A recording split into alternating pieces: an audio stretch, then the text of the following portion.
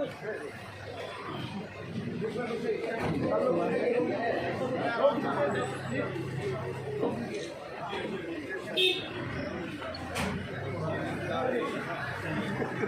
करो यार आराम से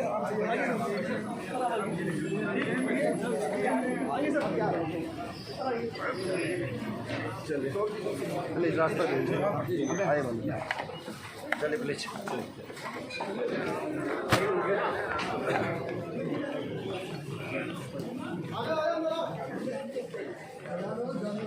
थोड़ा सा बात करिए।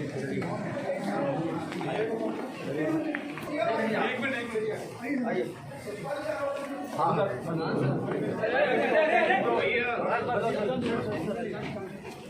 भैया ऊपर किसी को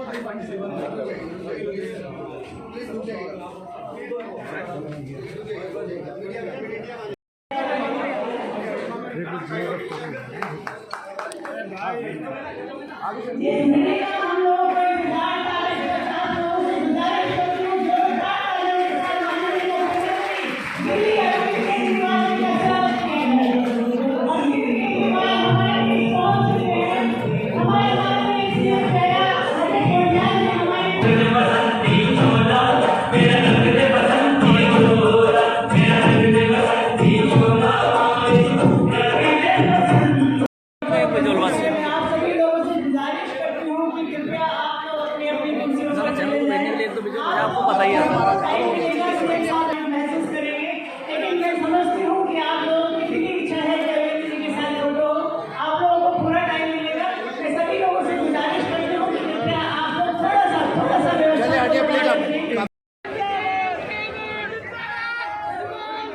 मैं निवेदन करना चाहूंगा दीपक भैया इधर पीछे आ जाओ थोड़ा सा भाई। गाड़ी तो नीचे करो मालिक क्या करो।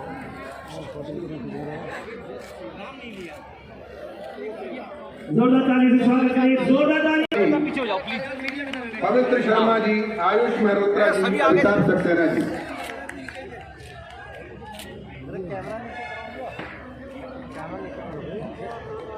मेरा सभी मीडिया बंधुओं से निवेदन है, माता की आवाज नहीं आ रही है अभी। आसमान और धरती के बीच की दूरियां खत्म करनी है इस आवाज से। भारत माता की।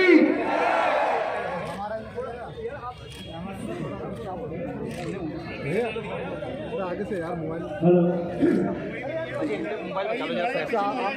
हेलो आप लो आप।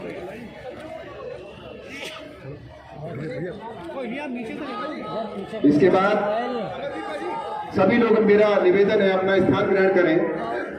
कमेटी के अध्यक्ष दीपक बाली जी, आपके बीच में 2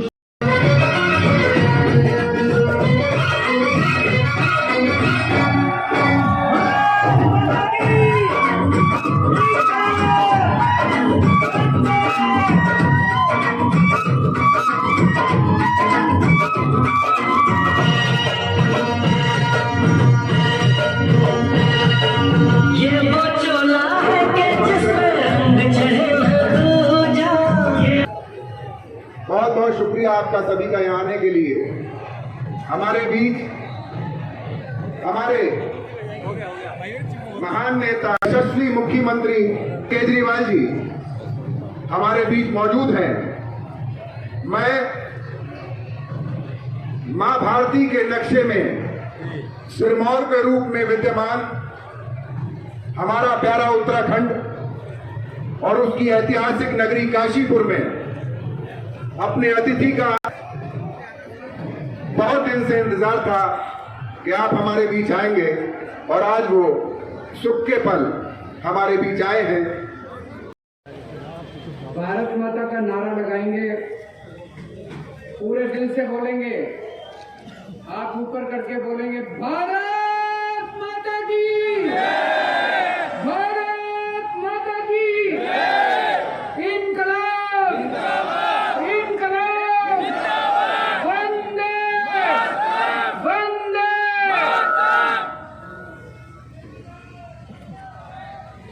उत्तराखंड के कोने कोने से जो आप सब लोगों का बहुत बहुत शुक्रिया, बहुत बहुत प्रणाम, नमस्कार सबको। मैं देख रहा हूं कि आज जन सैलाब इतनी भारी संख्या में, इतनी भारी तादाद में आप सब लोग आए हुए हैं। इतनी दूर दूर से आप लोग आए, समय निकाल के आए, बहुत बहुत शुक्रिया, बहुत बहुत शुक्रिया। सबसे पहले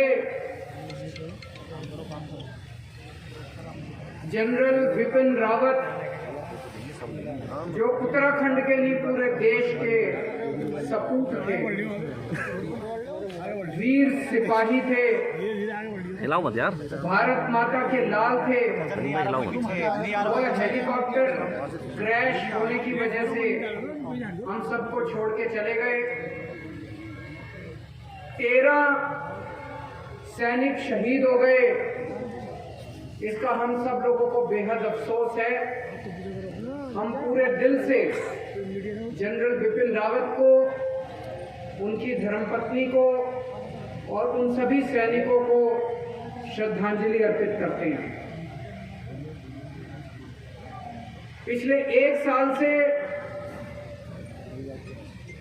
देश का नहीं, दुनिया का सबसे बड़ा आंदोलन चल रहा था अभी तक, किसान आंदोलन, दिल्ली के बॉर्डर पे। शायद दुनिया के इतिहास में इतना लंबा आंदोलन आज तक कभी नहीं हुआ। 1 साल से ठंड में, गर्मी में, बरसात में हमारे किसान वहां पे बॉर्डर के ऊपर डटे हुए थे कि या तो मर के जाएंगे या जीत के जाएंगे। और अंत में हमारे किसानों की जीत हुई। एक बार जोरदार तालियां बजा दो अपने किसान भाइयों के लिए। और इस पूरे आंदोलन के अंदर उत्तराखंड के किसानों ने बढ़ चढ़ के हिस्सा लिया। आप सब किसान भाइयों को मैं सलाम करता हूं, और उन 700 किसानों को जो शहीद हो गए इस आंदोलन में, उन सब लोगों को मैं बहुत ही विनम्र श्रद्धांजलि अर्पित करता हूं।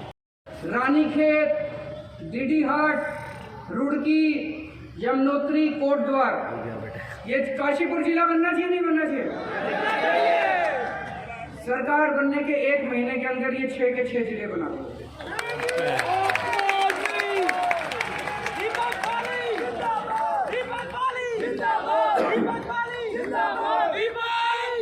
अब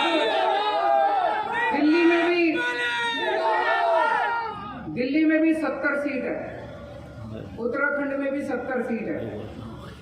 दिल्ली वालों ने मेरे को पहले चुनाव में 70 में से 67 सीट दी थी, दूसरे चुनाव में 70 में से 62 सीट दी थी। आप कितनी दोगे?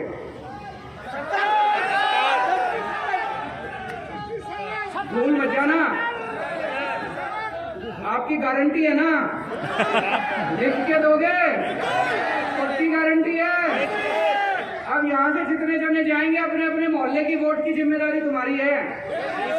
मोहल्ले के अंदर एक एक घर में जाके बोलना है कि इस बार झाड़ू के ऊपर वोट पड़नी है। आप लोगों ने 10 साल बीजेपी को दिए, 10 साल कांग्रेस को दिए। आपसे केवल एक मौका मांग रहा हूं, 5 साल मांग रहा हूं। 5 साल में अगर काम ना करूं तो अगली बार वोट मत देना। एक बार मेरे छोटे भाई कोटियाल साहब को सीएम बना के देखो। इसने एक बार केदारनाथ का पुनर्निर्माण करके दिखाया है। अब अपने को सबको मिलकर उत्तराखंड का पुनर्निर्माण करना है दोस्तों। भारत माता की बहुत बहुत शुक्रिया। तमाम जैसे कि भाजपा का कहना है 60 पार, कांग्रेस भी एक्सेप्ट कर रही है कि हम जीतेंगे, तो आपकी क्या उम्मीद है कि कितनी सीटें जीतेंगे? हमें जितनी सीटें उत्तराखंड की जनता देगी उतनी सीटें,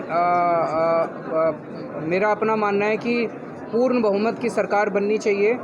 उत्तराखंड दोनों पार्टियों से परेशान हो चुका है।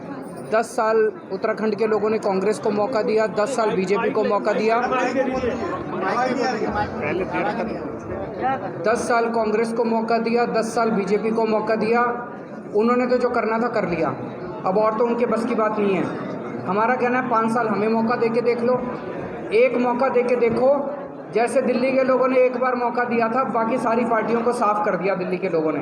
एक मौका देगी कि उत्तराखंड की जनता, बाकी सारी पार्टियां साफ हो जाएंगी। इतना अच्छा प्रशासन देंगे हमने करके दिखाया, हम हवा में बात नहीं कर रहे। मैं दिल्ली ठीक करके आया हूँ। इन्होंने कोटियाल साहब ने केदारनाथ का पुनर्निर्माण किया ऐसे वक्त में जब सब लोगों को लग रहा था कि पता नहीं अब क्या होगा, त्रासदी के वक्त। ईमानदार, कट्टर ईमानदार आदमी है, मेहनती आदमी है, फौज में रह चुके हैं, अपने सीने पे गोलियां खाई हैं। ऐसा व्यक्ति जिसका ना आगे कोई ना पीछे कोई, ऐसा व्यक्ति उत्तराखंड का सीएम बनेगा, उत्तराखंड का तो विकास हो गया। काफ़ी पैसा भ्रष्टाचार में चला जाता है, नेताओं की जेब में, ठेकेदारों की जेब में, अफसरों की जेब में चला जाता है। अगर हम ये माने कि 20% भी पैसा भ्रष्टाचार में जाता है तो 11,000 करोड़ रुपया नेताओं की, अफसरों की, ठेकेदारों की जेब में जाता है।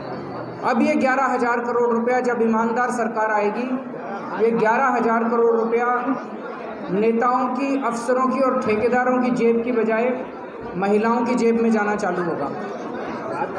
हमें उम्मीद है कि हमारा एस्टिमेट है कि इससे 3,000 करोड़ रुपए का खर्चा आएगा।